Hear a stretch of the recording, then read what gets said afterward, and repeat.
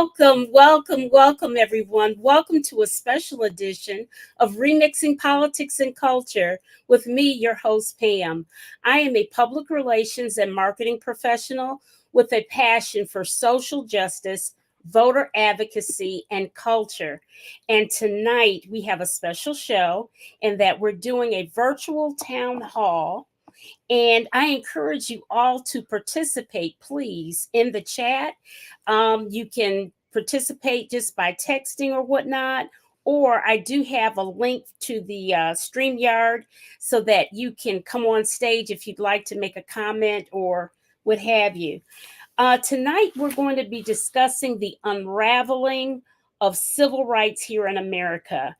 I'm alarmed. I hope you are too.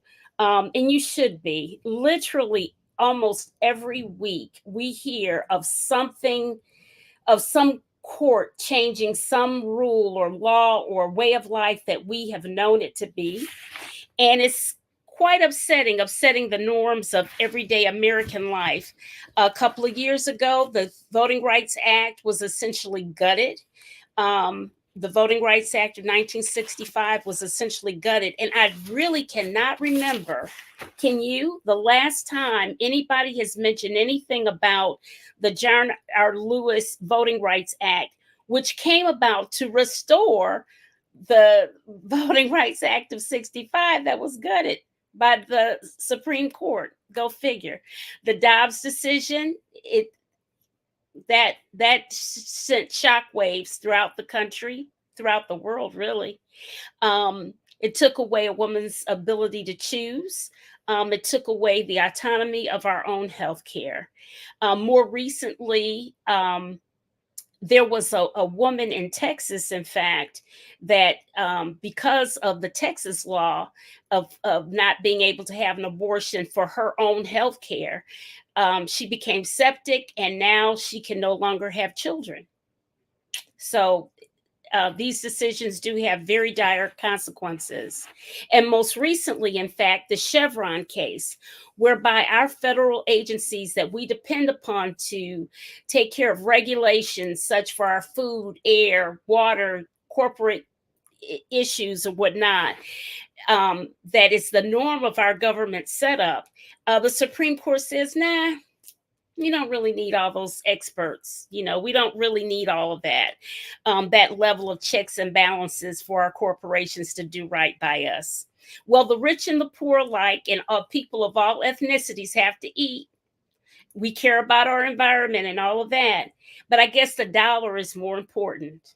Go figure, right? So my distinguished guests are coming on here tonight to discuss the times that we're living in and the rights that are being eroded right before our eyes. And my first guest that I was going to introduce first isn't here. So I am going to introduce Trevor Coleman. All right. Hey, Trevor.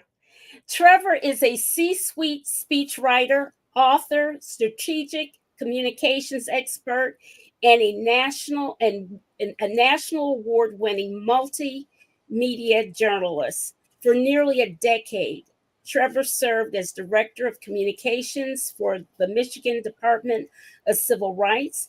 He is certified in cultural competency trainer and received the Michigan Department of Civil Rights Distinguished Service Award in 2009.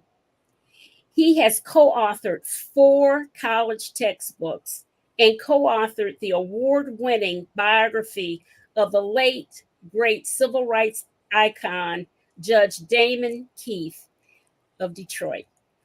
Currently, Trevor is the executive speechwriter for the Office of Attorney General of New York State, Letitia James.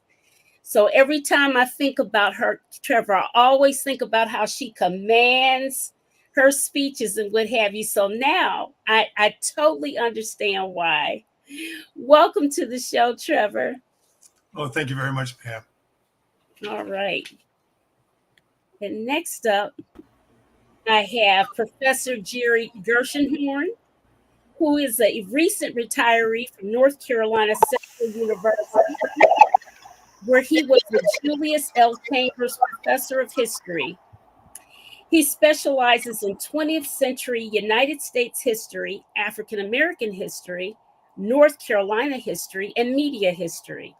He taught at North Carolina Central for 29 years. Jerry, why do you even make it to 30? Even 30. Maybe I should have. He is the author of 2 books, Melville J. Herskovitz and the Racial Politics of Knowledge, and the award-winning book, Lewis Austin in the Carolina Times, A Life in the Long Black Freedom Struggle. Professor Gershenhorn has written numerous articles on African American history. Welcome back to the show, Professor Jerry. Thank you so much, Pam. It's good to be with you. Yes, it's good to have you back. And last but certainly not least, he is my favorite Gen Zer, Greer Webb. Greer is a phenomenal young man. He is a scholar, having been a Kane Moorhead scholar at the University of North Carolina at Chapel Hill. He is currently on a full scholarship at Emory University School of Law, where he is now officially a 2L, having completed successfully his first year of law school. Greer is currently a legal intern with the Federal Defender Program Incorporated, which is a criminal indigent defense group. Greer is a much sought after commentator and speaker. Welcome back to the show, Greer. Thanks so much for having me, Pam. Absolutely. Absolutely. You're one of my faves. Well, I always love it. I always love it and appreciate it when you call me your favorite Gen Zer, because you're one of few who really put the respect on our name that is deserved. So that's right. Listen.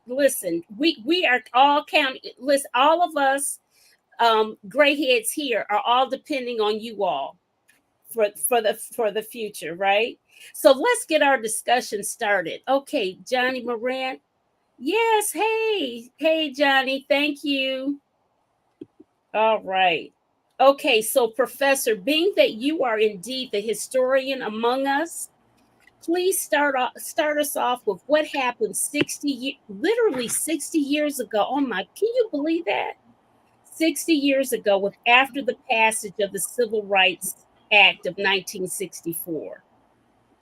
Yeah, as you say, the Civil Rights Act of 64 was actually signed by President Johnson on July 2nd. So we're having the 60th anniversary coming up this coming week. Mm-hmm. And I'll just talk a little bit about, the main provisions of the act and some of the history of what happened subsequent to that legislation being passed. Mm-hmm. So the main things are it banned racial segregation in public facilities, like restaurants, hotels, and the like. It also put some teeth behind public school integration. 10 years prior to that, in 1954, of course, the Brown versus Board of Education decision, which was, deemed by the U.S. Supreme Court that racial segregation in public schools was unconstitutional. But very little had happened. Most of the schools in the South were still segregated. Mm-hmm. So under Title IV of the Civil Rights Act, this permitted the Attorney General of the United States to file lawsuits against school districts to integrate those schools.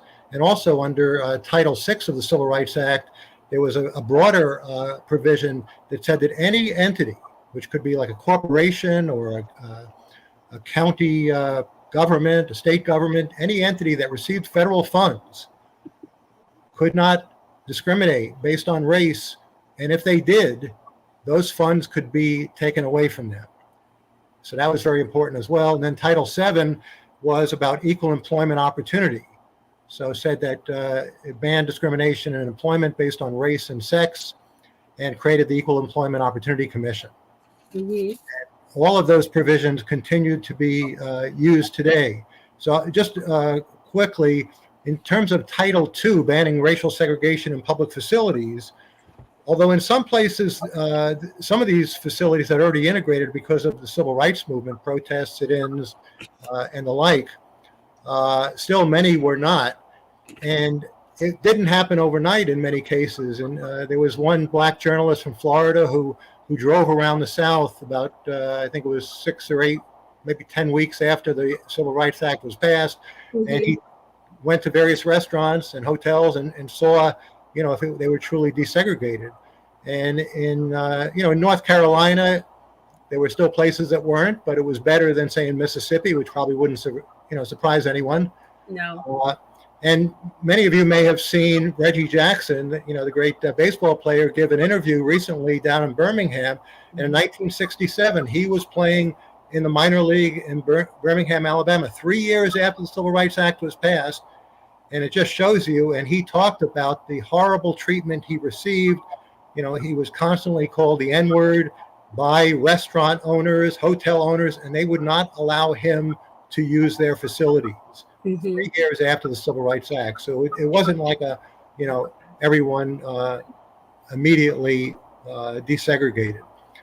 In terms of Title VII, one of the most important components, employment opportunity, equal employment opportunity based on race and sex.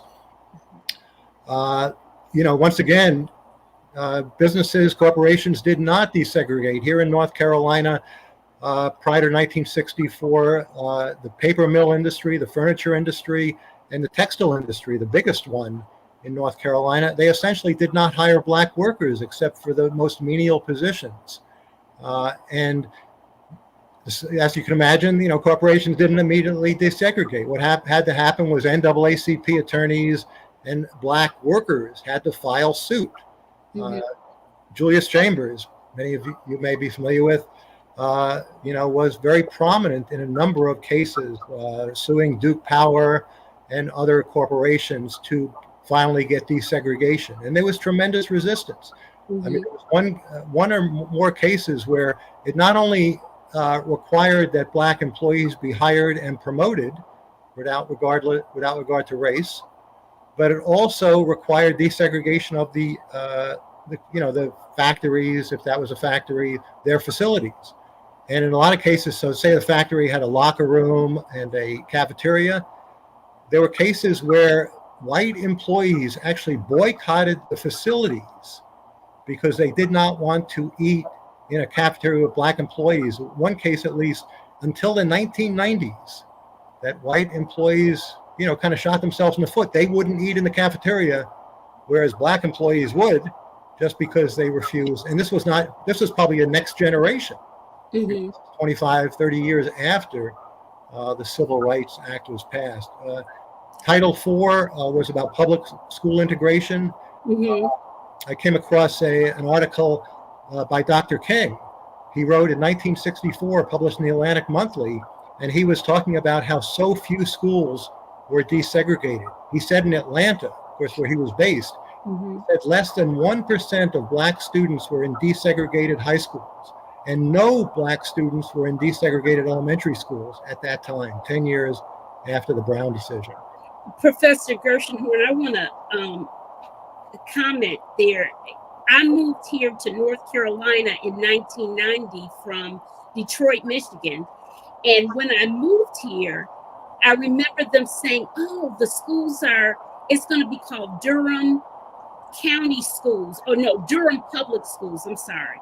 No longer Durham City and Durham County. And I came from Detroit. So Durham is like, is this really a city to me?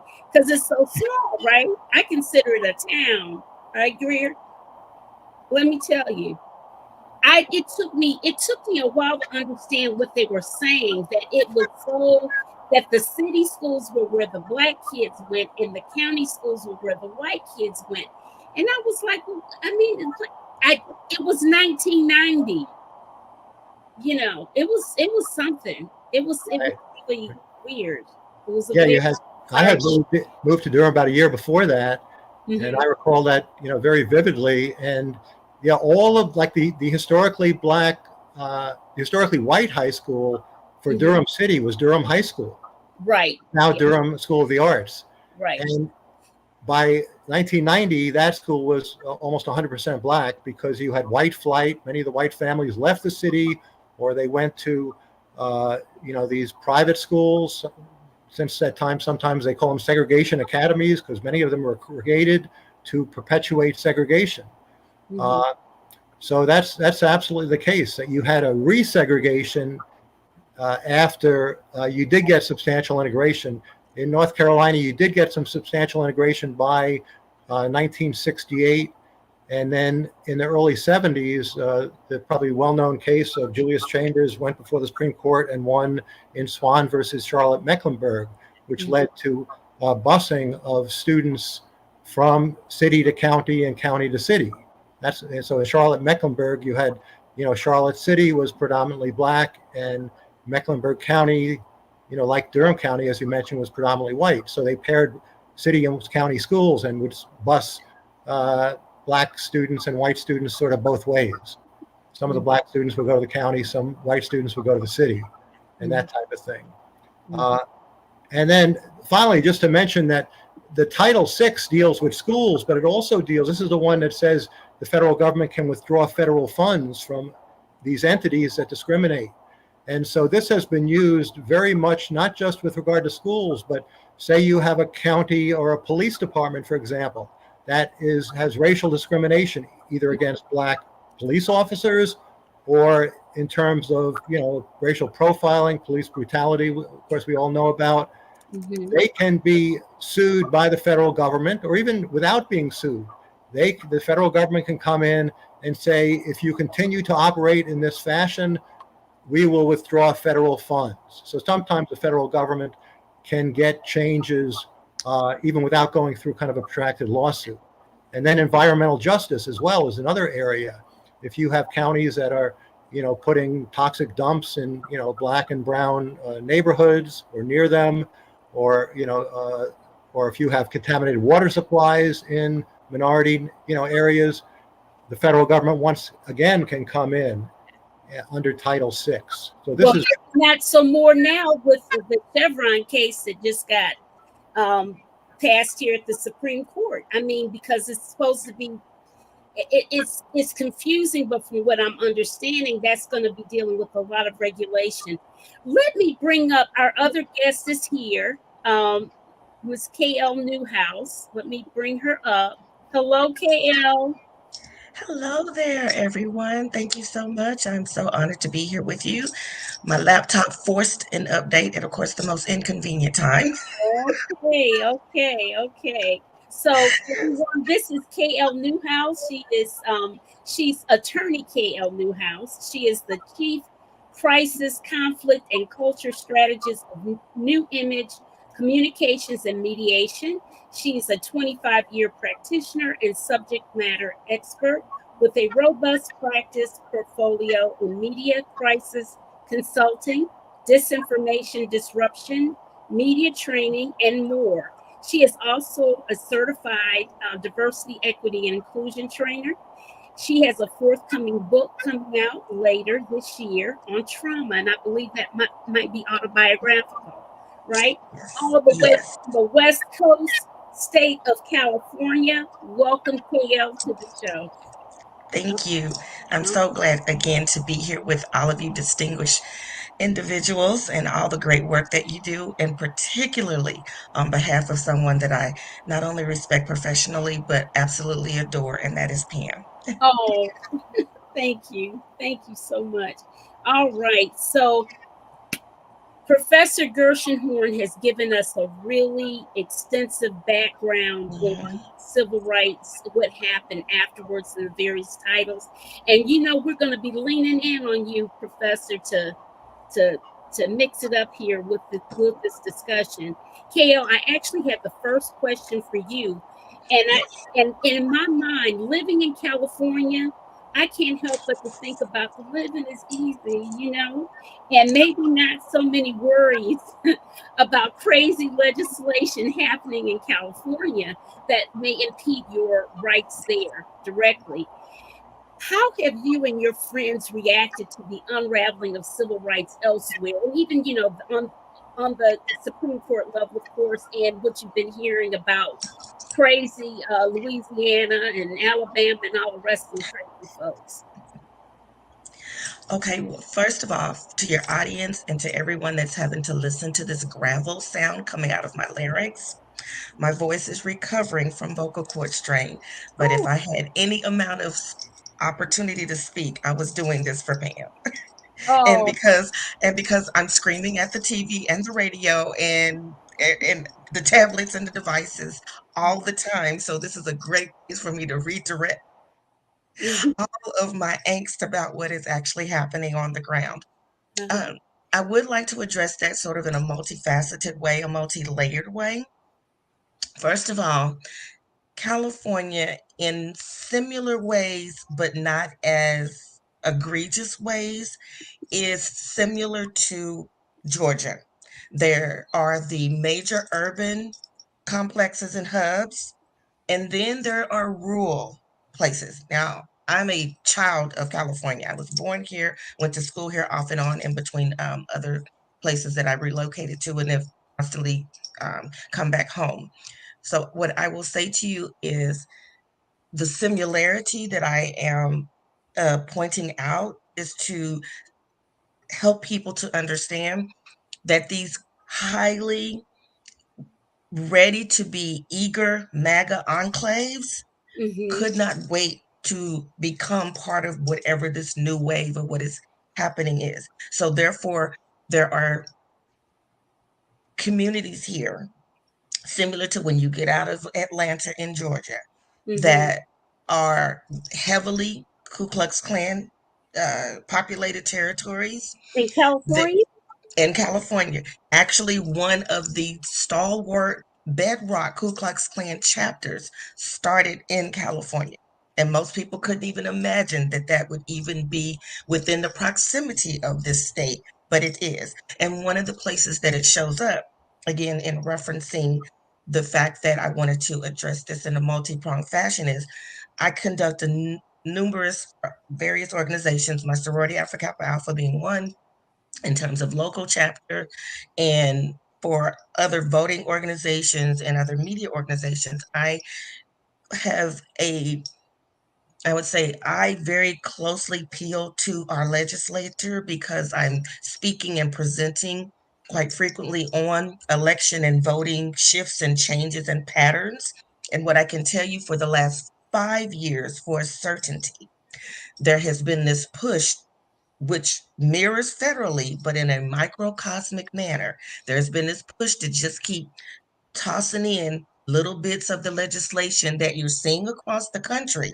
So Mhm. just think of the worst things that are happening in Florida and the boilerplate language, because they're literally all just But using the boilerplate language that they've been paid to mhm, carry to each state legislature.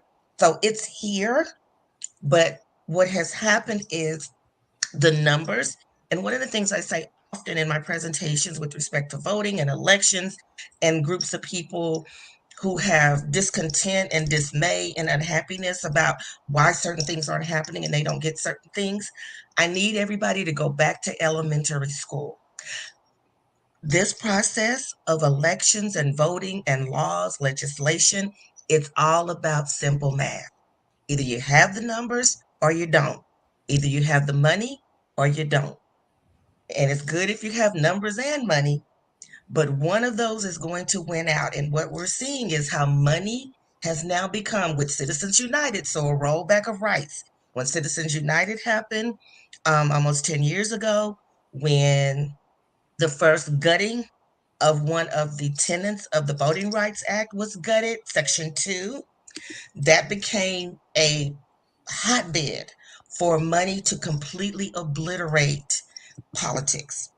And so, therefore, think of California as just a baby version of some of the things you're seeing in Oklahoma, Texas, Louisiana, and New York has the same story. I'm very connected to a number of people who are in leadership in organizations that are voter based, grassroots based, legacy organization, NAACP based, and on various commissions and committees. And what I can tell you is that we're seeing a similar like closing in on both coastlines, where there is just these step by step attempts, because these people are patient.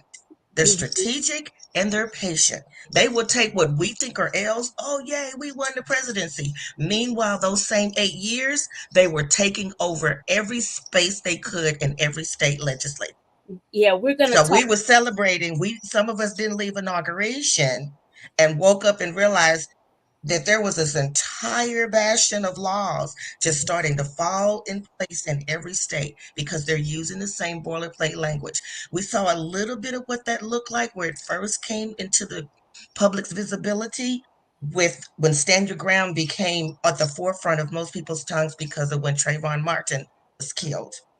But that same template for Stand Your Ground is what's happening with book bans, with what I call body bans, because it's not just whether or not where you fall on whether a woman and her doctor and her privacy and her family have choices, but it's just where your person can be. Just assembly. One of the many things that happened with this sneak attack on Friday, where the Supreme Court decided before they leave for their summer next week that they were going to drop all these things on Friday. And as we know, being in communications, Pam, Fridays is supposed to be a dead media day.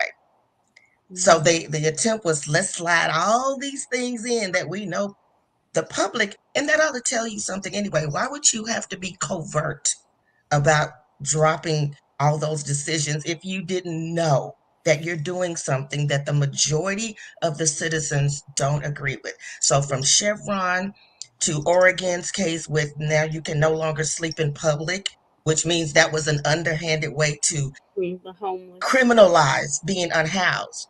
Yeah. So Yeah, that in and of itself is just mind blowing. And one of our people in the chat said that he says that Gavin Newsom, his I don't know if his opinion, I don't know the facts. He says that Gavin Newsom was one of the primary supporters of the recent SCOTUS decision to ban the homeless encampments.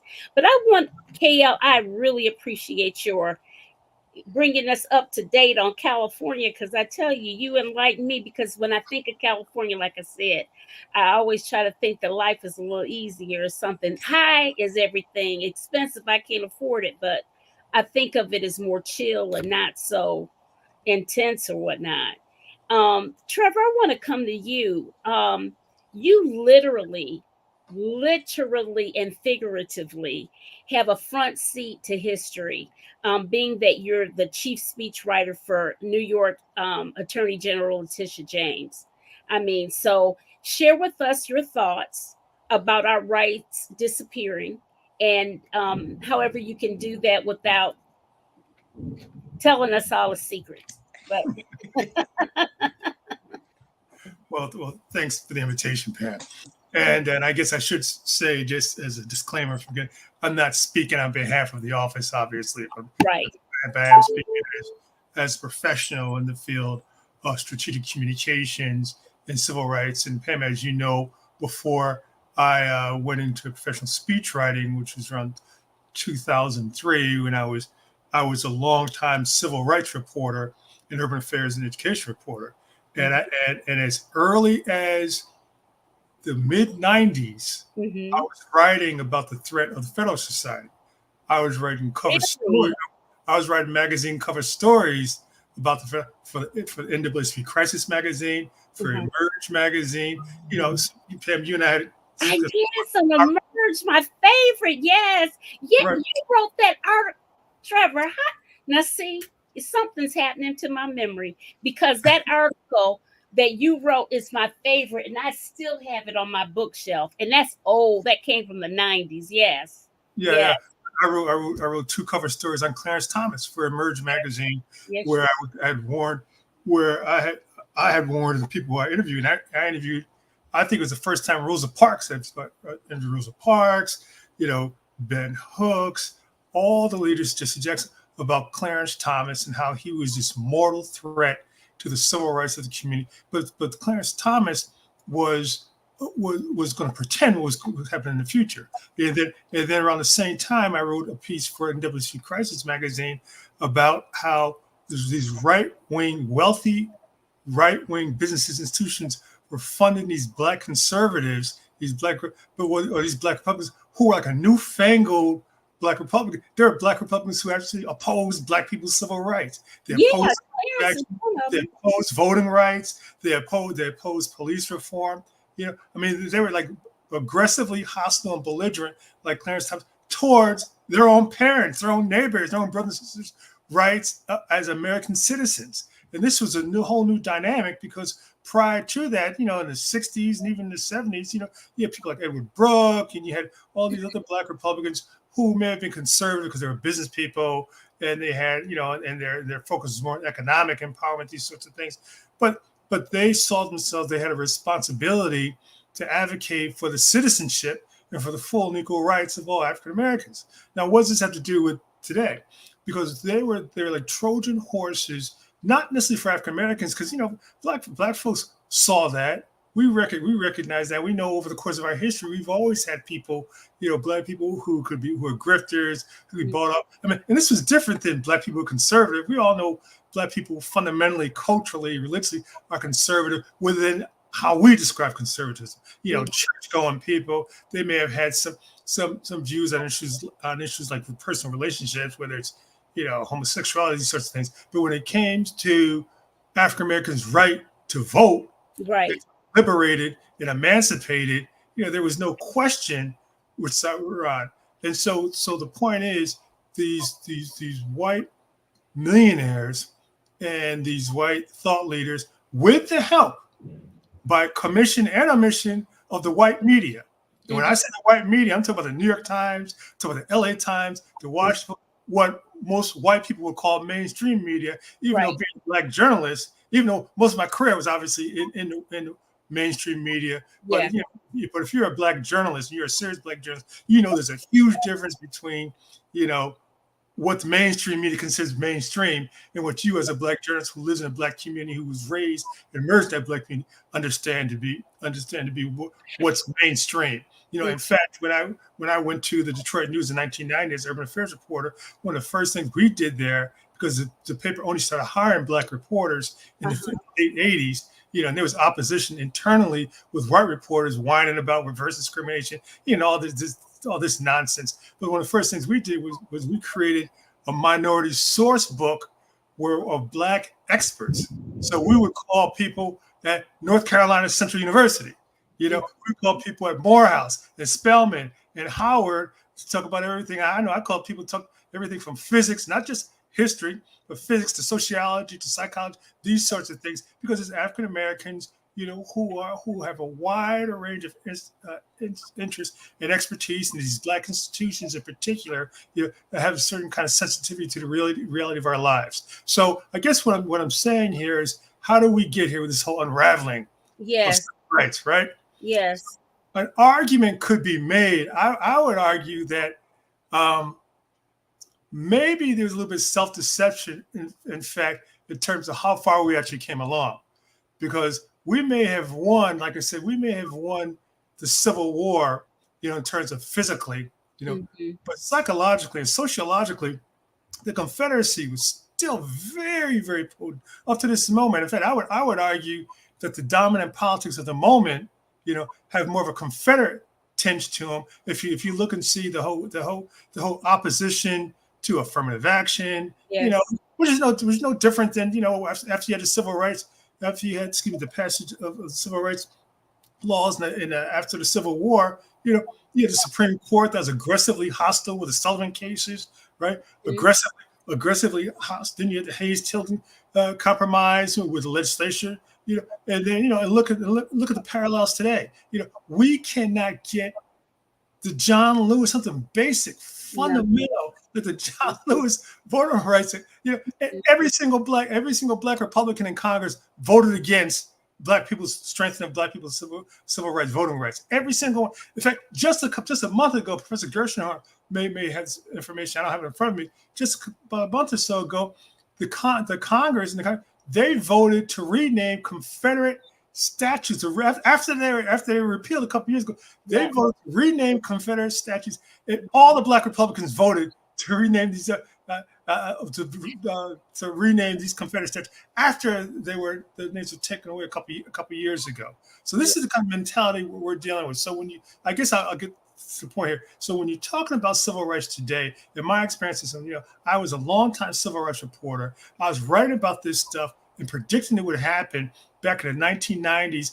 I was putting in magazines, and when I was at Detroit News, I debated the executive director of the Federal Society, interviewed them, and even in the state of Michigan, Pam, where you're from, Mhm. you had John Engler, who was this Yes, conservative yes, governor who stacked the state he, courts, yes, he Federal did. Society judges, which totally distorted, turned into a Frankenstein, became a hit, became obviously basically an organ of the insurance industry and hostile towards civil rights and hostile towards voting rights. And so you had the same thing happen when you had, when George Bush, George H.W. Bush come in, then his son came in, and the Supreme Court basically rigged the system so his son could come in with Al Gore, and they got a chance to pack the Supreme Court. And then years later, obviously, the Republicans outmaneuver the Democrats in terms of putting these far right extreme judges on the courts, but they specifically had to have very hostile attitudes towards African American rights, towards civil rights. I mean, that was a litmus test. People talk about abortion being a litmus test. That was a litmus test. Hostility towards Black civil rights is a litmus test. You could not be appointed, to the federal, whether it's a district level judge, circuit court judge, the Supreme Court, if you were not aggressively, flagrantly hostile towards the civil rights of African Americans. And so now we have this Frankenstein that we're dealing with, which is already, as you see on Monday, they're going to release the immunity case with Trump, which was already postured, right? That if this election goes up to the Supreme Court, we already know how it's going to turn out because they're already so biased in his favor. And, that's no accident. This is part of what, Ms. Newhouse was talking about earlier. These people are systematically changing the structure, changing the infrastructure of our government without necessarily being in power of the entire government yet, but through working on a state legislature level, taking advantage of the laws the Supreme Court made available, with lobbying and basically legalizing bribes and all this sort of things. And so those of us who favor democracy and liberty, we find ourselves, behind the gun here. So the point is that, in terms of unraveling the civil rights, I don't know how tight civil rights ever was, I mean, since the end of the Civil War, I think we kind of delude ourselves. I think not delude, but I think we romanticize it. Well, we were so relieved. I mean, it's like you have a pressure cooker on you. You're not being beat no more. You can go and halfway breathe, and so you're relieved. And we didn't get any of the economic justice. We didn't get the real things that would. It's hard to criticize because what our people went through and to get as far as we have should be celebrated. Yeah, that's true. I mean, I believe in giving credit where credit's due. I mean, that's not to say that there have not been qualitative changes and qualitative differences, in our life from those of our parents. All of us are probably, except for the young man, Mr. Webb here, are probably a generation born in the 60s and and maybe 50s. But the point is, though, is that there have been objective changes from the 1950s, up through the 1980s. But when it comes to materially, when we're looking at our civil rights, I remember my mother died in 1991. I remember having a conversation with her shortly before she died, and she was only 60 when she died. Having a conversation with her, and this was so 1991. George H.W. Bush was still president. His presidency was coming to an end, But if you guys remember that 1991 campaign where Clinton was running, and I was in Detroit at the time, he was running against affirmative action, and Willie Horton and all this. Remember Willie Horton was 88. Well, that was 88, but he was running against affirmative action. In fact, Pam, he went to your alma mater, University of Michigan. You have to mention that. You went to Ohio State. See, I was trying not to mention that tonight. Well, he went to the University of Michigan, and spent the majority of his time blasting African American students right to go to the University of Michigan by attacking affirmative action. And most of the Black students stood up and turned their back on him. Right. And my mother died that October, but I remember talking to her around September when she was very ill. She died from renal failure. And she said that she felt like the times that we're living in now reminded her when she was a little girl or a young girl, a teenager in the 1940s and 50s. And I felt horrible because here's this woman lived all these years, lived through Brown, lived under Jim Crow. She's from Virginia, right? And here she's into her life, and she's looking back on, and it felt like her in her bones, like we were returning back to the days of Jim Crow. Oh my God! And so I just felt bad, and I think about all these African Americans who were involved in the civil rights movement, who fought to break down these barriers. I wrote the biography of Judge Damon J. Keith, Crusader for Justice. Was an icon, right? And at the end of his life, he died a few years ago. He was in his 90s. He's this famous federal judge. And we had the same thing, that things were just turning back, and you see, wow. And I don't know if he might have died before the rejection of the John Lewis. But when John Lewis was dying, his biggest regret was that they were undermining voting rights again. Remember, they were when the last push they made when he was dying was trying to get Congress to pass it, and the Republicans told him to go to hell. We're not passing anything. Yeah, I remember that. I do. I mean, we should all remember that. Absolutely. Oh boy. So Greer. You and I had a brief exchange online after the debate, and we're all looking to your generation to help right this ship. Of course, Gen X and the boomers, we got y'all's back, because really and truly, it should not be us versus them or generations or anything, because listen, we're all in the same ship. And what are your thoughts, Greer? I'm very curious what your thoughts are on vanishing civil rights, because I can't imagine.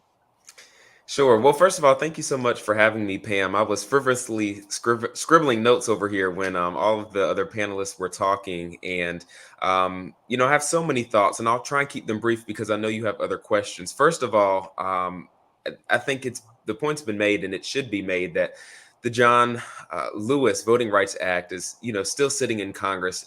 What I always say also is the George Floyd Justice and Policing Act is also sitting there in Congress. I mean, we all saw what happened in 2020. I was out in the streets with my peers and with civil rights leaders in North Carolina. That's where I was at the time, leading protests. It was so diverse. And so we all thought there was going to be this racial reckoning, and it didn't happen. And now we see that folks on the far right and even just the right are repealing DEI and diversity efforts. And so someone put in the chat earlier that the modern day Republicans, some of them are the children of the Confederacy, or there's this mentality of let's keep up the Confederacy, let's keep to ourselves the wealth and privilege, et cetera, that keeps us in power. I mean, there was a group, the Sons and Daughters of the Confederacy, that wanted to keep a statue there on UNC's campus. And Silent Sam, it was torn down by students and protesters right before I arrived on campus. And then they made this backdoor deal to house that thing in a museum and continue to clean it and glorify it. And that wasn't just Republicans, but that deal was also made by independents and even folks who lean to the left. So we need to get really serious about what justice and what equity look like. I'll also say this. I'm currently in Atlanta, Attorney Newhouse. I'm in law school at Emory. I just finished my first year. And so I see, thank you. I see what you're saying about Atlanta. In the suburban culture and the way that Georgia is in some ways like California, the way that California is in many ways like North Carolina now. You have these urban hubs, these cities where the young folks are, where there is some semblance of progressiveness or progression. But as soon as you travel outside those areas, you see folks who think so backwardly. I grew up in Raleigh, North Carolina, went to school at UNC Chapel Hill, and then I worked, for a while in Durham. And so I kind of hit that triangle, that research triangle. And I just learned so much, and grew so much in those early days or stages of my life, Pam. And so now to be in law school, one of the main cases we learned, and Attorney Newhouse will appreciate this, one of the main cases we learned in our legislation and regulation class, or our admin law-esque class, was Chevron. And now they're going to have to rewrite the history books. I saw on Twitter or social media the other day that law school textbook writers are just sitting around smoking cigars today because they're about to pump out a whole new brand of textbooks, because so much of what we learn has been unraveled. I mean, even the Dobbs decision, I was the first year of law students who had that in the textbook because Roe v. Wade was, the story for so long. And so to Professor Gershenhorn's point, I want to point out that being a child of North Carolina, there is so much history going back to the Civil Rights Act and the original Voting Rights Act. And there's so much history there in North Carolina. And I think the whole country can learn a lot. I mean, young people were on the front lines of history around the country, but specifically in North Carolina. A lot of people don't know, and again, Professor Gershenhorn alluded to this, that the environmental justice movement started in North Carolina, North in Carolina. Warren County, North Carolina. I know Pam knows that. Chavis. And so exactly, Dr. Benjamin Chavis. And so it's so important to note that young people have always been on the front lines of history. And I want to dispel a misconception before we move forward. Young people, at least myself and my peers, are willing to work with Gen X and with the boomer generation. We just want justice to prevail. We just want equity to be commonplace. And so, no, this is not an us versus them. This is not a they not like us, Drake versus Kendrick thing. We're just trying to get the justice that we all deserve. And it was so disheartening because I am working an internship this summer, and I am, around federal law a lot. And so to see that decision on homelessness, to see some of these decisions handed down this past week, and of course, it's been mentioned on this call that Monday likely will get a decision on presidential immunity. It's so sad. It's so disheartening, especially for poor Americans. And we know that those Americans happen to be Black and brown disproportionately. So I'll just conclude by saying we talked a lot about Jim Crow and what is this new era that we're in. I think Stacey Abrams said it best. We are in a Jim Crow era where Jim is dressed up in a suit and a tie. I mean, there's not much that's changed. I know we've talked a little bit about the qualitative data. We've talked a little bit about the what I say visible change. We see more Black people in the position of CEOs and maybe more Black folks getting graduate degrees. But when we're talking about these historic, these generational, like the generational wealth gap, these issues, there hasn't been much change. We still see police brutality. We still see that large generational wealth gap. We still see Black maternal mortality rates and Black healthcare not being on the same level as that of white folks. And so, Pam, you and I did talk after the debate, and I was disheartened by both candidates' performances, to be honest. Of course, Biden didn't lie like Trump did, but it was hard to watch. I don't know anyone who's watched it who can't say it was hard to watch. But we are in the time right now where young people are itching. We're itching to lead. And so I think that right now what we need to do is organize on the grassroots level. And if they have to wheel Biden around in a wheelchair, I'm still voting for him in November, because Trump is not going to take away any more of my rights. And his people are not going to fuel that fire that is burning up all of our rights and privileges and abilities to be free. So that's where I stand on most of this. And I'll just also mention that I think Attorney Newhouse is right. A lot of this language is boilerplate. What we see in Florida is then sent up to North Carolina, which is then sent down to Mississippi. And now we have the Bible being taught in schools, and those folks are 48th in the country in education and literacy level. I mean, come on, what are we talking about here? So we need to get on the same page. We need to get back to the community organizing structure and model and make sure young people are included in the conversation. And we need to vote. And we do need to elect people that do care about true justice and democracy. Mm-hmm. Absolutely. Absolutely. I want to list for you guys the 5 most important civil rights that's according to Google. And it all makes sense to me, Professor Gershenhorn. So you let me know if we're correct. And then we're going to talk briefly about something else. Free from discrimination, the freedom to worship as we choose, the right to vote, the protections of due process, and the right to privacy. And I can see where several of these have been intruded upon by what's going on, because free from discrimination, well, when you got rid of affirmative action and some other things like that, that's going to be a problem. Freedom to worship as we choose. If you've got the 10 commandments up in the school, and Johnny over here is Muslim, and Bendy over here is Hindu, what's that? Teaching the Bible now in Oklahoma. Right. So, I mean, come on. And then the right to vote. Oh, geez, we could talk about that forever, because the Voting Rights Act has been gutted, and the John Lewis's act didn't go anywhere. The protections of due process, well, we've always had that problem, always. And the right to privacy with AI and all of this, who knows? So I mean, it's just like everything is up in smoke. Professor Gershenhorn, what does history say? Is there any? Well, I mean, I agree. Those are obviously very important, but I think one thing that comes to mind that it leaves out is, I don't know if people might recall, Franklin Roosevelt made what he called the Four Freedoms speech, and one was the freedom from want. It leaves out economic. I mean, if you're starving, or you talk about unhoused people, people who are economically, disenfranchised, displaced, which includes discrimination, but it also leaves out class, the class issues. Some of you already have talked about, the Democratic Party of Bill Clinton going back to the 90s.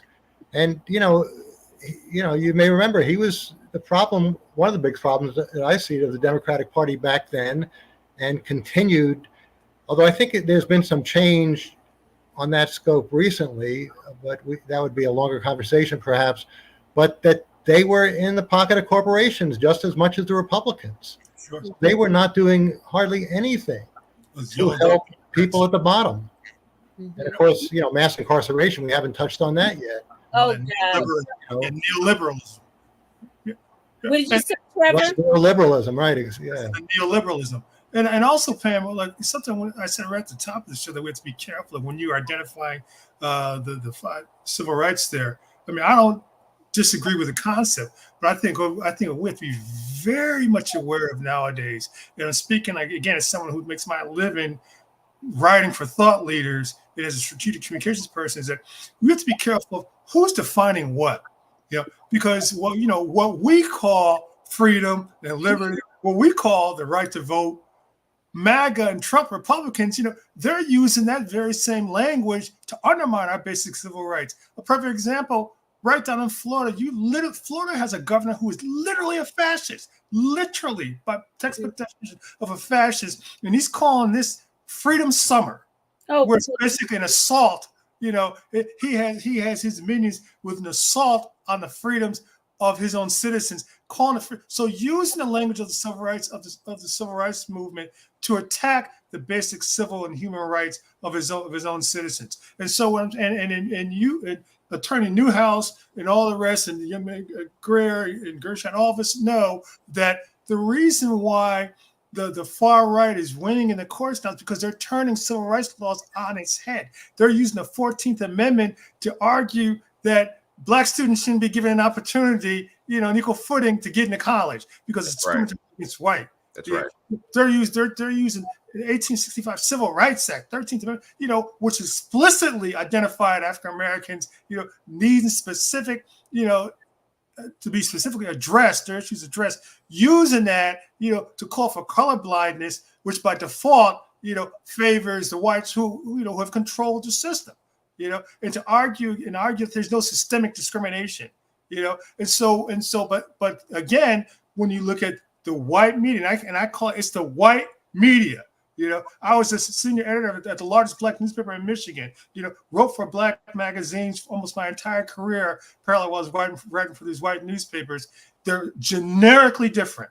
When it comes to writing about issues to return to civil rights and human rights and these kind of sociological things affecting African Americans. And the white media just concedes stuff. A perfect example, and I'll let you go because I know, is that when you had that bizarre mess that they called debate the other day, and Trump talking about black jobs and brown. Did you see Jake Tapper or Danny Bash say, "Whoa, wait a minute, could you please define that?" That's what they should have done. That they should have asked them, "What is a black job?" I wish Biden had it together instead of having his mouth gapped open in shock. I wish he was. What's a black job? Before you even, but they don't have the capacity. I mean, what I would suggest to you is they do not have the capacity because, again, it's the who's defining what that Trevor started the conversation with. Because the who and the what are what's critical that creates this divide. You have Kansas Supreme Court just deciding 2 weeks ago voting is really not considered a right. Yeah. Now, how long before you think the rest of these states are going to pick up that Who language? said that? Who said that? The Kansas. Kansas Supreme Court has ruled that voting is not a fundamental right. Now, how long before Mississippi, Alabama, North Carolina, South Carolina, Georgia, Florida, Texas, Says I just listed it as one of the 5 most important civil rights. and Kansas Supreme Court just said to you 2 weeks ago, no, it is not. Well, 'cause Okay, it's So not, how long before you think that language is going to migrate? because how? it's That not language is now going to migrate to these other states. Yeah, And then somebody here who is in what people can, again, with New York and California, we're not necessarily as blue, if we want to use that as context, as it is believed, because all of these enclaves, the legislatures who are supporting or representing those citizens from their particular small rural communities or very tightly now defined MAGA communities are going to then take this same legislation. Right. So you're going to see the same language from Kansas City's Supreme Court ruling from this lawsuit. It was to overturn a 2021 election law that they have now decided. Now, how much this is going to be challenged, we know it should be, but in the current climate, this is the point. See, the cruelty is the point. And that title of that book was so apropos. The cruelty is the point. This rollback of civil rights really has always been under attack and compromise, because if you look at, we just acknowledged and commemorated, I don't say celebrated, Juneteenth. Well, part of the rationale behind even the Emancipation Proclamation was Lincoln deciding that the Southern states, to come back into the Union, needed to then outlaw enslavement. The Northern states could keep their humans in bondage. So even in 1865, free-ish might be a more apt description. Yeah. Because if you were in a Northern state, you didn't have to release those humans that you had in captivity. It was only the compromise of coming back into the Union for the Southern states who were part of the Confederacy. And then little by little, everything that they were mandated to do to come back into the Union, and Lincoln's assassination, because Lincoln was like essentially not necessarily the stalwart about anti-enslavement in so much as the desire to keep the Union together. So that's why Reconstruction prematurely ended. That's why Reconstruction does not seem to reverberate in any capacity that has had any staying power. With everything that we now know from Reconstruction seems to still have elements, residual residue of the Confederacy. And now we're seeing that again in the generations who are the sons and daughters of the Confederates, because they will take an L for a battle. They are here for the war. That's right. That's right. I think that's so true. If I could jump in here, and that's what I think, that's the issue. And I think Brother Coleman is exactly right. We need to redefine who's asking these questions. We also need to be clear about who has access to certain things. They're cutting off access for certain people. They're cutting off access to knowledge for Black and brown folks who are going to make up soon, if they don't already, the majority of public schools, K-12 in the country. They don't want us to know about ourselves and these fights for freedom that our ancestors engaged in. And I'm sorry I keep turning to the side. It's because I'm looking at this book by Roland Martin called White Fear, How the Browning of America is Making White People Lose Their Minds. That's what we're talking about. That's what we're talking about. The cruelty is the point, because these people are running scared, because the world as a whole is already majority brown, and America is becoming that way. America is becoming that way. So I think Attorney Newhouse is spot on. Brother Coleman is spot on in that Black media is so inherently different than white media. And we need to shout out people like Pam, people like Roland Martin, the people in this chat who are fueling this show, who say we need to go viral, because we do. We need to have more of these conversations. Share this video, guys, because the only reason why I even started this channel in the first place is because I got tired of airboxing the television and the radio, because I stay mad all the time about something happening with Trump. I can't even remember what happened. And then I said, I'm going to do this or whatever. And then I did it, and it exhausts me all of the time. I cannot tell you, but Yes. I get energized once we start going, and I think, okay, it wasn't so bad. You know, all the back work to it. So if you can share this, like and thumbs up the videos, and subscribe to my YouTube channel, because the algorithm is a beast on YouTube. It is a beast. Yes, And it the is. only way to for Google to say that people are listening, people are reading, whatever, is you have to show activity on YouTube. It's great for my other places where you all are listening, but I stream those other places only to have audience, because I have people there, whereas I don't have it so much on Yes. YouTube. And so I just wanted to make those points and say, and I know we're here at 9 o'clock, and I'm sure you have some specific topics, Pam, but incorporating some of what I've seen in the chat, this is really the point I was trying to make at the jump, with all of those different topics coming into one. There is a concerted effort from conservatives in the United States right now to Mhm. do all of this unraveling. We Yes. see it at the Supreme Court level, where it's bribes for me, but not for thee. We Mhm. see it at the state legislature level, where they are boilerplating these laws. We see it at the K-12 level, where people like Mark Robinson, who's the Republican candidate for governor in North Carolina, is attacking LGBTQ folks and public school teachers, and saying all of this, and just throwing out your children, your kids, to fearmonger. And the cruelty is the point, yes, but also instilling fear in people, as Mhm. Brother Roland Martin says, is the point. And so when we talk about Project 2025, which was mentioned in the chat, and That was the next thing I was going to bring up. okay, go ahead, Pam. Ask away, because that's Yeah. important to talk about. May I tag before we shift real quick, Pam? Uh-huh. Because it ties up all of the points with respect to access. Roland's book, Mhm. because of its title, not because of its truth, because of its title, has been blocked from so many media spaces. Mhm.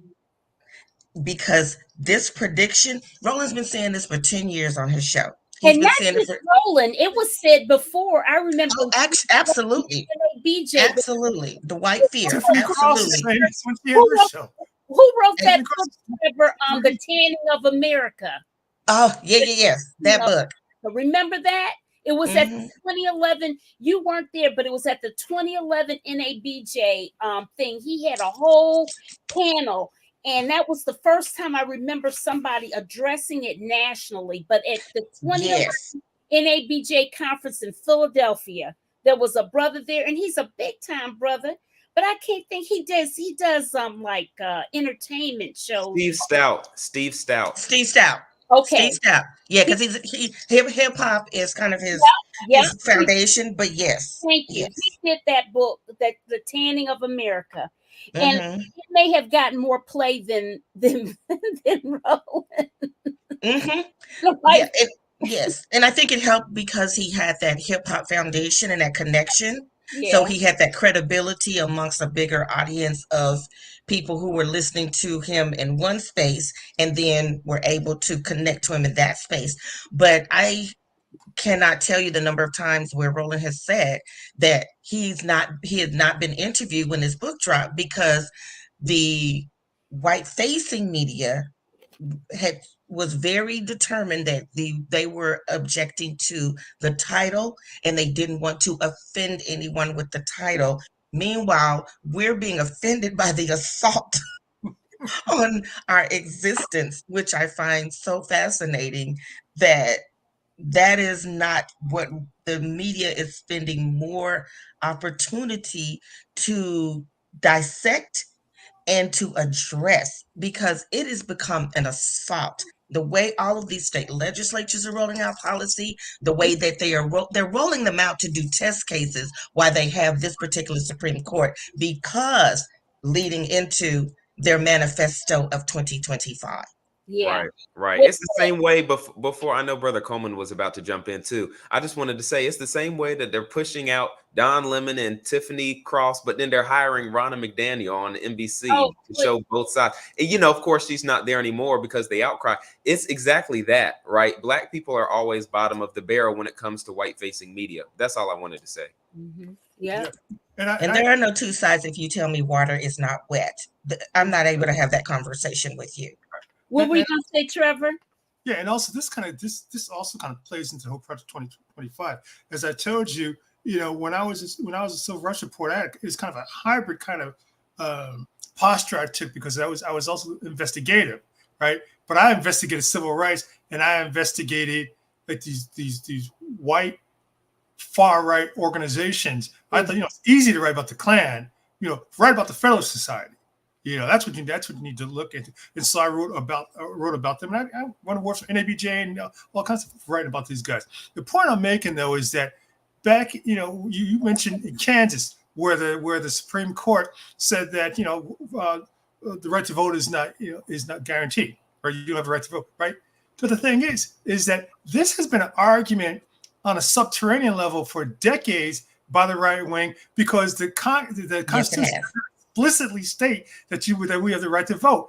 And in a U.S. Supreme Court case in the 90s, I forgot the name of the case. Maybe Attorney Newhouse knows, up and coming Attorney Webb certainly can find it. But somewhere in the 90s, it was a voting rights case, which I think they may have held 5-4, in favor of the Legal Defense Fund. But Clarence Thomas and Antonin Scalia made that argument that it was not guaranteed in the Supreme Court. And so people said, I was watching it, we need to keep an eye on that because what they were doing even back then, and when it's much more explicit, flagrant nowadays, is that they leave breadcrumbs for the far right extremists to follow, and then they change the infrastructure over the years because they're patient by putting all these far right racist judges in place. So again, they play the long game. They tell just like in the recent case with the abortion case, okay, they're not going to deal with it right now because they don't want to deal with an election year, and they don't want to, motivate women as much as right now to vote because of the Dobbs decision. But we won't deal with this. We'll put it off. But here, this is what you need to do. You need to come back. Where you have standing sort of things, right? And so what they said in that particular case in the 90s, that voting rights case, where they talked about, they just kind of make this intellectual argument, for that proposition, and then people take a hold of, progressive did that too over the years. I mean, when it comes to civil rights law, they said there's an opening here, and then once you get more friendly judges, so they both do it, but it's not the same morally, because one is for embracing the humanity and the citizenship of all of our fellow citizens, and the other is to emasculate the citizenship and the humanity of people. So what I'm saying is that just like Attorney Newhouse was saying, how this is like a not cookie cutter, but this is like something that they're looking at. So with that Kansas case, because always kind of the most extreme, because that's who they are. These people these aren't traditional conservative judges. These are political activists. They don't like us because we're not white. They don't like Clarence Thomas. Clarence Thomas is one of the most hateful racists to ever sit on the Supreme Court. Judge Leon Higginbotham, who used to be the chief judge of the Third Circuit, who's a very good friend of mine. I interviewed him. We talked. We used to engage him when I covered the court stuff. Right? He said, and even wrote it in his book, White Justice, Black Rose. I forget the name of the book off the top of my head. White Justice, Black Rose is just Bruce Wright. But the point I'm making, just Leon Higginbotham said that Clarence Thomas was the most racist Supreme Court justice to sit in the court since Justice McReynolds, who was a Klan member. Who's black, prejudice against his own. How sad! Self-hate. It's not that. It's a deep, egregious self-hate. Of course, it's right. Self-hate to the nth degree. But the point I'm making though is that Thomas and Scalia, and now it used to be in Rehnquist we're like way out there, but now you have 6 judges. There's no difference between. People think because Amy Coney Barrett may speak with softer tone. There's no difference between her and Clarence Thomas when it comes to our rights. And she's about as representative of mainstream thought of women as Clarence Thomas is of black folks. You know? So Right. How many black children has she adopted from Haiti? Which is terrifying.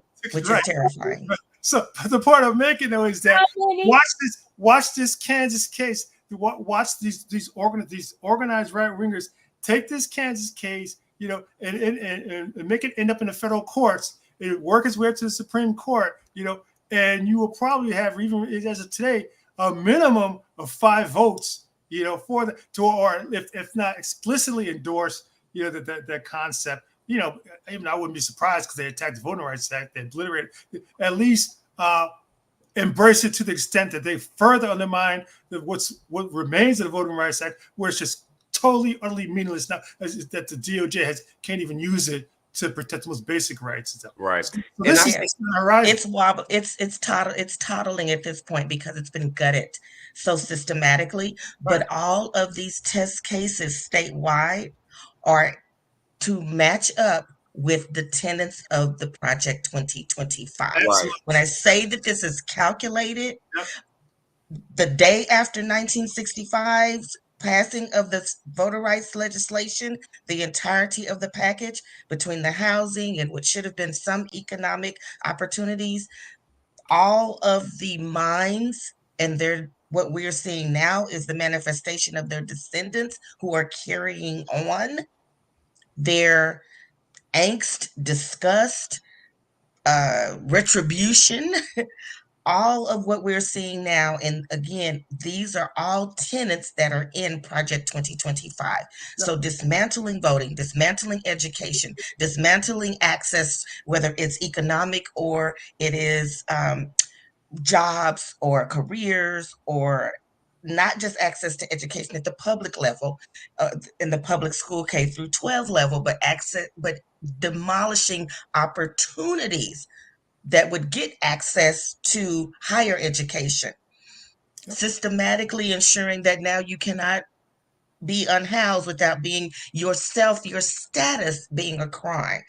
So that means 13th Amendment, that means anti-slavery is saved for what? Prison. So now we can use those bodies any way that we want to use those bodies, because now we can just scoop up people that are sleeping. So if I'm between jobs, and nobody can tell me that anybody in this country works harder than the poor with 2 and 3 jobs. There's no corporate executive that works harder than the poor with 2 and 3 jobs. You're in between jobs. You don't want to go home and fall asleep because the distance is too far. So in between the jobs, you want to be on time so that you can keep that second or third job. You sleep in your car just to catch a nap before you enter your next job. Now you can be arrested for that, fined, jailed. Right. And this also and means the judge and the justice was so flippant about it day before yesterday in saying, well, it's just a fine. Right. And this also means the return of debtor prisons, which the ACLU had been warned about. Exactly. But those debtor prisons means corporate free labor. Absolutely. Corporate free labor. Right. That's what those debtor prisons means. And I think we don't understand this because, as was said earlier, it's been so romanticized because, again, when somebody takes your foot off your back, you're just glad your face isn't in the mud anymore. But you still haven't stood up. You still haven't been able to access some kind of system of dignity. You're just glad your face isn't in the mud. And what's happened now is all of that is now being snatched away, and it's being done systematically in our faces, and we're not understanding again that this is a plan. They're so comfortable that we know Project 2025 exists. Right. Let me can I do this, Pam, real quick, because I saw you. Thank you so much. I'm gonna read the pillars real quick. It's 4 pillars, because I see people in the chat saying, we keep saying Project 2025, but some folks. And I shared the screen, but you guys wouldn't let me get in to say anything. You want me to share the screen? Apologies. You can, but I'm at this summary document that has the 4 pillars. I didn't see the 4 pillars, but I did see you sharing your screen, and I see that the leaders of this are also leaders in the Heritage Foundation. Right. That's what I wanted to tell you. Heritage Foundation and the Federalist Society are coupled up.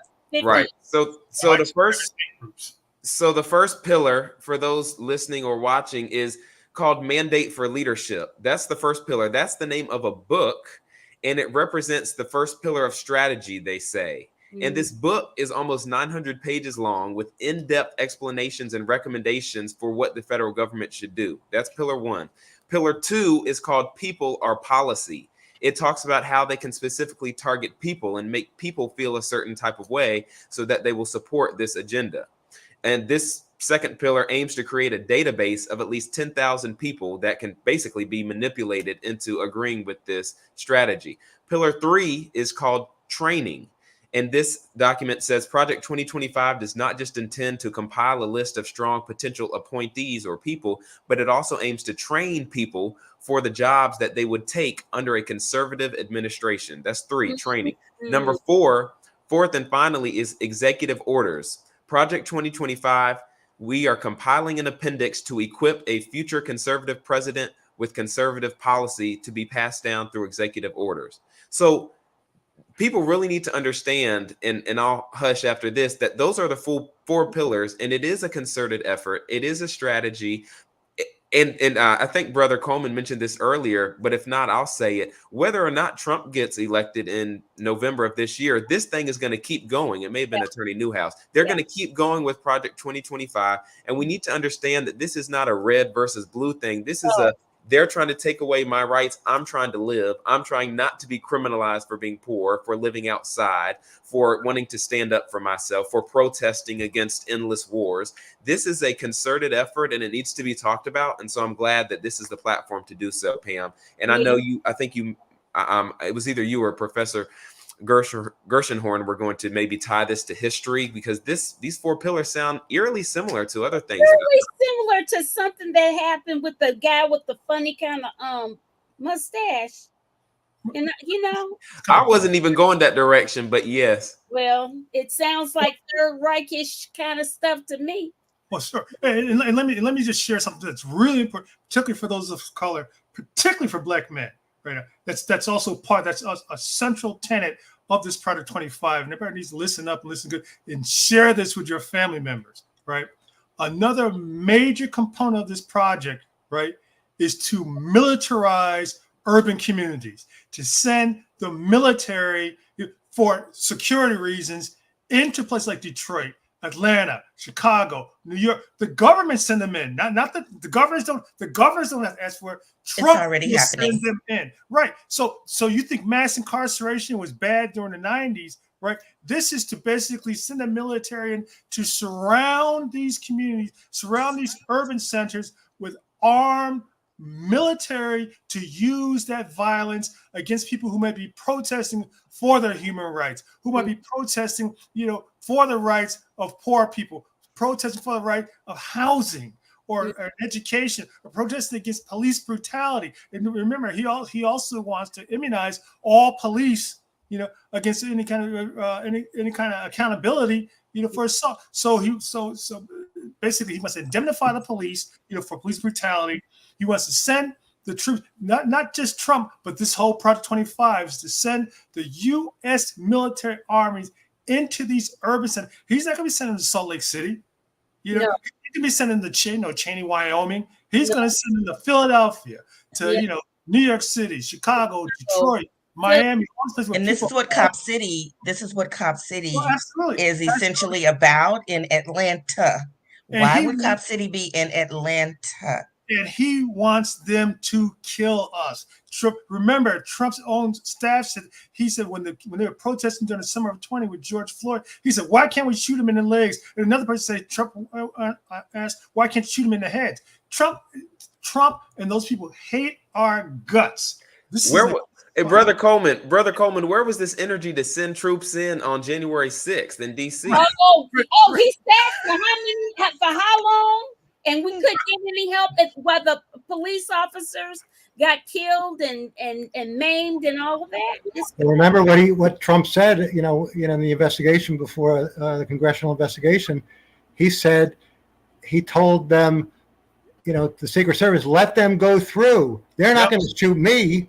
Right. They're going to shoot, maybe Nancy Pelosi, that kind of thing. I mean, he that's why he wanted them to go through. But this all of what you're saying is why it's so important, no matter who is the Republican candidate for any congressional office, any state legislative office. I mean, I hear about Larry Hogan, the supposedly moderate in Maryland. Yeah. But it's so important that he is defeated, because if the Republicans control the Congress, they will push this thing right through. Absolutely. Yeah. And I would like to say, I have really, because language is just so critical to understanding, to messaging, to narration, I often feel like it is important to call a thing when it comes to this being MAGA. It's not just because again, early on, like it was stated, conservative are values that for the majority of generations of Black people and African Americans, our social peer positioning and posture has almost always been conservative socially. Right. But when we say conservative, it gets to swallow that up. What we are seeing now is not about conservatism. This is about MAGA zealots. MAGA zealots. Right. And that is what is driving the audience members for Project 2025, because what those people don't tend to understand, the majority of those people who don't reside in the 1%, is all of this is going to affect them as well. Well, listen, guys, it is 9:20. And we have gone on and on. We could go on. Listen, I think what I'm probably going to do is do a separate show on Project 2025, because it is just that's mind blowing in and of itself. It's very concerning. But one thing that really got me about them is that they have this 180-day plan. I mean, they've got that thing is so rigorous, their plan and stuff. And it's scary. It's really quite insidious. But I have oh look, yes, part two. I know people want us to run this back. Yes. Listen, you guys, please share this video. Please share this video with your friends and family and all that good stuff. And if America was like China, what is this? I don't know who this David Carr is. That's my cousin. Now watch. Okay. He's a military veteran. This is progressive, man. He's radical. Cousin Dave. He kept saying different things, and I couldn't tell. One thing he said, I was like, I don't know what you're saying there. But anyways. But look, Pam, to his credit, he did say one thing earlier that I wanted to use as my concluding thoughts. He said that when we begin to put individualism over community and society, then we've really lost. And that's really what this is all about, is making people think they can live life on their own. No, we have to do this. We have to do this life thing together. And young people are willing to work with other generations. We just need that access. And I'll say some young people need to do a better job of listening. But as I said earlier, young people have always been on the front lines of history, organizing and working together. Right. We live in a country, which means we live in a community. And to David's point, we can't do any of this on our own. And so when people start telling you, you can do it on your own, here's the playbook for you to become powerful with no help, that's when you know they're up to no good. Yeah. Freedom isn't free. David is still outstanding. Oh, thank you, John Cameron. I think that's one of and Vicky Suggs is the reason why this show exists today, because this was her suggestion. Hey, Vicky. Professor Vicky Suggs at North Carolina Central University, Department of Mass Communications. That's my girl. That's my sister. That's my fraternity brothers, Sydney Rose, Alpha, A Phi in the house. Oh, Sydney? That okay? Hey, Sydney. He's looking forward to part 2. Well, listen. Oh, Vicky Hager. Well, listen, guys. I have enjoyed you all so much. I guess I have to call y'all back, because we'll have to do a part 2, and which means, Professor, you'll have to do some analysis about the comparison of what Project 25 is in relation to what it was back in the day, or some other fascist countries or something, or whatever. I don't know. Learning so much, listening to you all. Looking forward to part 2. Hey, Pamela. I haven't talked to her in so long. Yeah. Hey, ma'am, can I just add something real quick to what you were Sure. saying? Joseph Gershenhorn, and I'll do this myself. Now, remember, in Isabel Wilkerson's book, Warmth of Other Suns, Yeah. she writes about basically how the United States was a role model for Nazism and also for the South African apartheid system. The Nuremberg laws. Nuremberg laws that were based upon the Jim Crow and the Black Codes. They came over here and studied, the way they were oppressing African Americans, and in fact, they thought we were rather extreme. And then they thought we were. They said that it was so cruel they would not implement certain tenets of the Black Codes and some of the other enslavement laws because of the cruelty. Exactly. And given what we think now in modern day of the Hitler regime, imagine that being the perspective. Right. And Donald Trump has an obsession with Hitler, and many of these people behind Project 2025 have that shit. They're connected. If you look, I told you I did investigative work. If you look deep into they have connections with these far right movements in Hungary, in Eastern Europe. I mean, they come from the same place. They occupy the same intellectual, ideological space. These people are basically, they're the modern day Nazi movements. And instead of the target being Jews for the moment, it's Black people and brown people to a lesser degree, but it's going to be brown people. But the fact is, many brown people like Cubans can try to get away with this white, this whole kind of identifying as white and white by extension, this sort of stuff. White Hispanic checkbox. Yeah. But specifically, the targets have always been Black folks, right? And so, and don't think for a second this whole idea about sending the military into these communities where proportion of that they're not thinking the concept is basically concentration camps to get us organized and in one spot, where they can focus the suppression and persecution of us. I mean, and that's no exaggeration. I mean, that's what. No, Steve Bannon wrote the playbook that they are now utilizing. Right, that's the logical conclusion, of what they're planning on doing if we allow that. So we have to be organized, and we have to be very aggressive about telling them we know what they're trying to do. And because Joe Biden, isn't exactly the most articulate person because he is old. He doesn't make you hold your breath. He has a speech impediment. Right, but the point is, there's no other alternative to this. We just have to be realistic what we're dealing with here. That's right. We have to be realistic. And so on that note, Pam, I know you're trying to wrap up because I need some sleep before I go to my Black job tomorrow. Me too.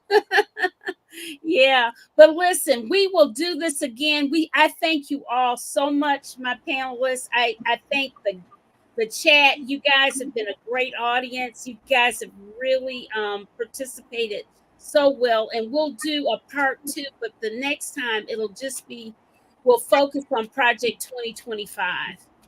Okay. All right. Thanks so much. Thanks, everybody.